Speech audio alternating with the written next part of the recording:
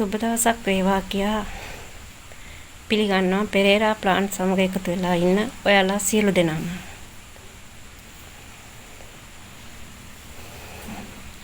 අද මට හිතුණා ඔයාලට මේ වගේ ලස්සනට මල් පැල හදාගන්නේ කොහොමද කියලා ඔයාලත් එක්ක කතා කරන්න.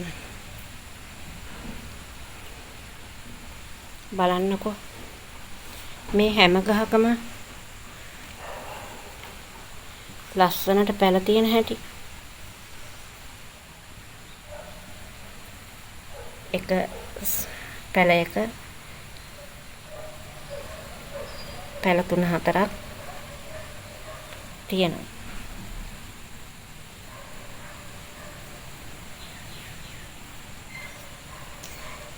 ඔය බලන්නකෝ.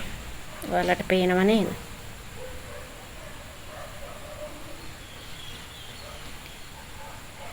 මේ වාගේ පැල ගන්න නම් අපි මේ හදන වගා මාධ්‍ය ගැන සැලකිලිමත් විය යුතුයි නේද? මම අද ඔයාලට මම පාවිච්චි කරන කුඩා පැල සොදා ගැනීමට පාවිච්චි කරන වගා මාධ්‍ය ගැන පොඩි හැඳින්වීමක් කරන්න. ඔයාලට පේනවනේ මේ බලන්නකෝ. හැම එකම පැල 2-3 ඊට වැඩි ප්‍රමාණයකුත් තියෙනවා ඔය. ඉතින් ඔයාලත් කැමති නේද මේ වගේ පැල ගොඩක් ඇවිල්ලා පැල වෙන් කරලා සිටුවා ගැනීමෙන් විශාල වගාවක් බවට පරිවර්තනය කරගන්න.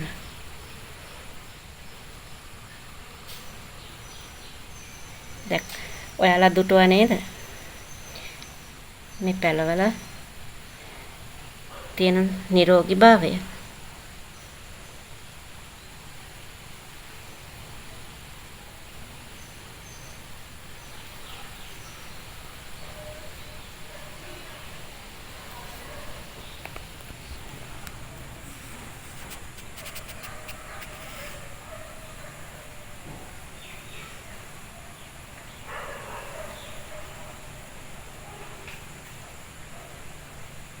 මම අද ඔයාලට කියලා දෙන්නේ කොහොමද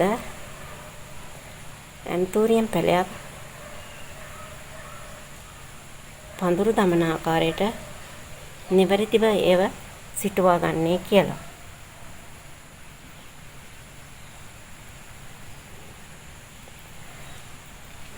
ඒ කරන්නේ මෙහෙමයි. අපි වගා මාධ්‍ය වශයෙන් වැලි ඒ කියන්නේ ගඟේ වැලි නැත්තම් බොරළු ඒ වගේම කොකෝ සුපර් චිප්ස් කියන එකෙන් පොල්ලෙලි කොටස් 2යි කොකෝ සුපර් ප්ලස් කියන එකෙන් කොකෝ පවුඩර් භාගයයි මේ තුන කලවම් කරලා බඳුන් මිශ්‍රණය හදාගෙන මේ වගේ ලස්සනට පඳුරු දමන ආකාරයට පැල සිටුවා ගන්න.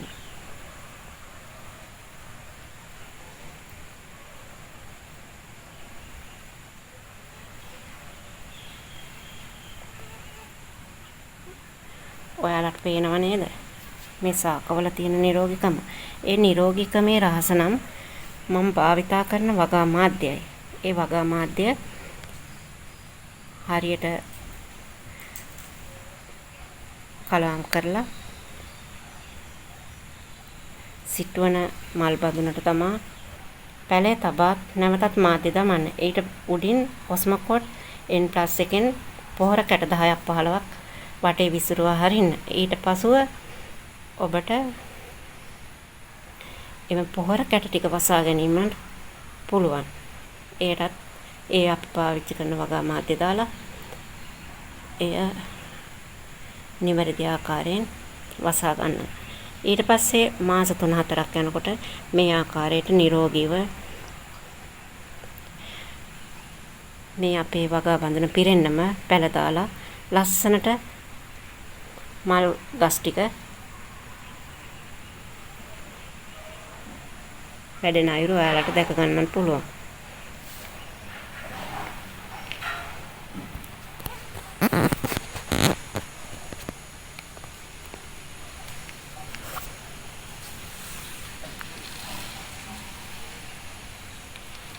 මේ තියෙන්නේ මිලියන් ෆ්ලවර් කියන ඇන්තූරියම් විශේෂයයි. බලන්න මෙයාගේ වටේට පැල කීයක් දාලාද කියලා. මට හිතන විදිහෙන් නම් පැල 10කට කිට්ටු වෙන්න මේ පොට් එක තුල තියෙනවා. මේ වාගේ පිරුණු මල් පඳුරක් හදාගන්න ඔබට මම කියන වගා මාධ්‍ය භාවිතා කරුවොත් පුළුවන්. කොකෝ සුපර් ප්ලස් වලින් තාකේ නිරෝගීව වර්ධනය වන අතර මුල් ගමන් කිරීමේ පහසුව තියෙනවා. ඒ කොකෝ සුපර් ප්ලස් වල කැල්සියම් නයිට්‍රේට් කියන පොහොර වර්ගයක් අඩංගු නිසා සාකය ඉතා නිරෝගීව වර්ධනය වෙනවා. ඒ වගේම ඒ කොකෝ ප්ලස් සහ චිප්ස් වලින් කෙරෙනුයේ සාකේ නිරෝගී වර්ධනයට උපකාරී වීමයි. ඒ වගේම මෙමම අපි වගා බඳුන ලෙස තෝරා ගන්නා මල් බඳුනේ ජලය වැස යාමේ ශීඝ්‍රතාවය හොඳින් තිබිය යුතුයි. ඒ කියන්නේ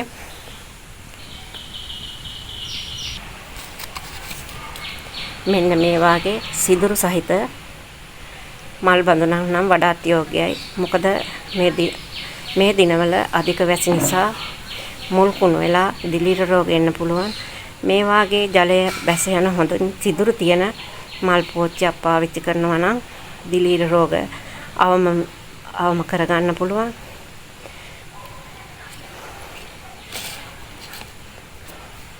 ඉතින් ඔයාලට මට විශේෂයෙන් කියන්න තියෙන්නේ මල් බඳුන පාවිච්චි කරනකොට සිදුරු පෝච්චියේ තියෙන සිදුරු වලට අමතරව තවත් සිදුරු කර මල් බඳුන පාවිච්චි කරනවා නම් මේ පැලවල නිරෝගීකම මේ ලෙසම ආරක්ෂා වෙනවා කියලා කියන්න පුළුවන්.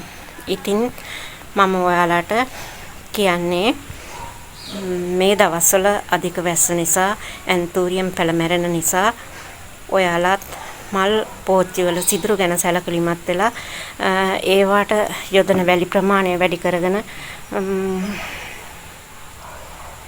නිවැරදි බඳුන් මිශ්‍රණය සකසාගෙන මේ වාගේ ලස්සනට පඳුරු සහිත ඇන්තූරියම් පැල වවා ගන්න ඔබත් උත්සාහ ගන්න.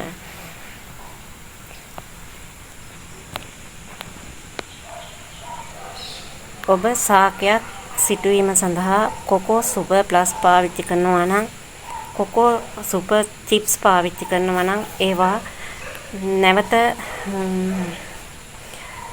ජීවාණුහරණය කර ගැනීමට අවශ්‍ය නැහැ. මොකද ඒවා නිසි අයුරින් වගා මාත්‍යයට සුදුසු වන අයුරින් ජීවාණුහරණය කරලා තියෙන්නේ. ඒ නිසා ඔබට එයත් පහසු වෙනවා මල් හදන්න කොකෝ සුපර් පාවිච්චි කරනවා නම්. බලන්නකෝ මේ තියෙන්නේ පෙළසිටා පැලයක්. මේකේ පැල හතරක් තියෙනවා. එතකොට මේ ඇවිල්ලා බැංකොක් ඇන්තූරියම් මාර්ගයක්. බැංකොක් ඇන්තූරියම් වල පැල දාන්නේ නැහැ කියලා කියන්නේ කිව්වොත් ඒ නිවැරදිද? මේ බලන්න මෙයා ලස්සනට හැදිලා තියෙන හැටි. මේ මම භාවිතා කරන වගා මාධ්‍ය නිසා. මේ බලන්න මෙයා බ්ලැක් ලව් පැලේ මෙතන පැල 3ක් තියෙනවා. ඉතින් මේ වාගේ පැල එන්න නම් ඔබත් කොකෝ සුපර් ප්ලස් පාවිච්චි කරලා බලන්න. මේ තියෙන්නේ රේන්බෝ එකක්. බලන්න එයාගෙත් පැල දෙකක් තියෙනවා. කොච්චර නිරෝගී ශාකයක්ද කියලා බලන්නකෝ.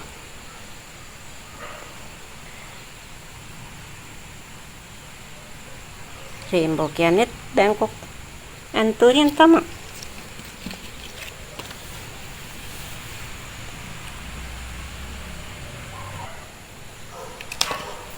මේ බලන්නකෝ. මෙයා මිස්ටික්. මෙයාගේ මලුත් ඇවිල්ලා. මෙයා පැල දෙකක් නැත්තම් තුනක් තියෙන ශාකයක්. මම ඔයාලට එක ශාකයක් ගලවා පෙන්නන්නම්. එයාලා කොහොමද නිරෝගීව මුල් වර්ධනය වෙලා තියෙන්නේ කියලා ඔයාලටම දැක ගන්න පුළුවන්.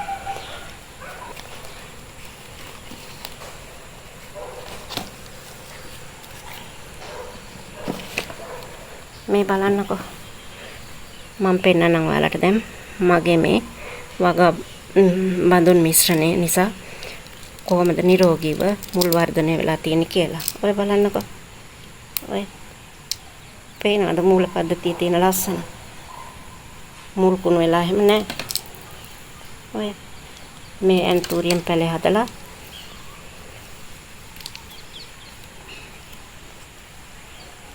ඔය නිරෝගීව මුල් වර්ධනය වෙන හැටි පේනව නේද?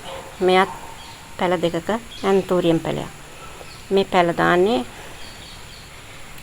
මම බඳුන් මිශ්‍රණය සඳහා ගන්නා වගා මාධ්‍ය වල තියෙන නිරෝගීකම නිසායි.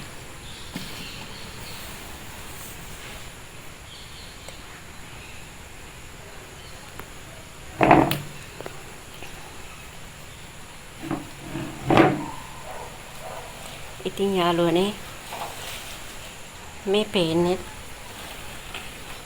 ඒ අයරින් නිරෝගීව හදාගත්තු ශාක කීපයක්. ඔය බලන්න කොච්චර ලස්සනට තියෙනවද කියලා.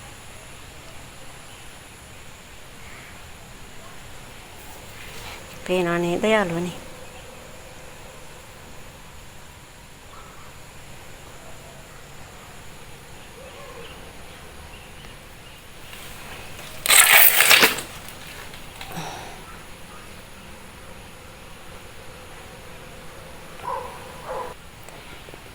ඉතින් යාළුවනේ ඔයාලත් මම මේ කියපු අයරින් ඇන්තෝරියම් පැල හදා පැල වැඩි ප්‍රමාණයක් ලබා ගැනීමට ඔබත් උනන්දු වන්න.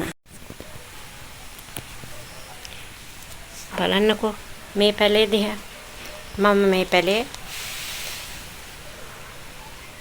පැලේ පොඩි කාලෙදී දැල්ලා කැඩුවා. දැල්ලා කැඩුවට පස්සේ බලන්න මෙයා පැල කීයක් නම් මට දීලා තියනවද කියලා. ඔය ඒ ආකාරයෙන්ොත් ශාකය නිරෝගීව පැල ගොඩක් අරගෙන වර්ධනය කර ගැනීමට පුළුවන්. ඔයාලත් මේ ක්‍රමයට අත්හදා බලන්න. ඉතින් යාළුවනේ මම ගිහිල්ලා එන්නම්. මෙතෙක් වෙලා මගේ වීඩියෝ නැරඹු ඔයාලා සියලු දෙනාටම ගොඩක් ස්තුතියි.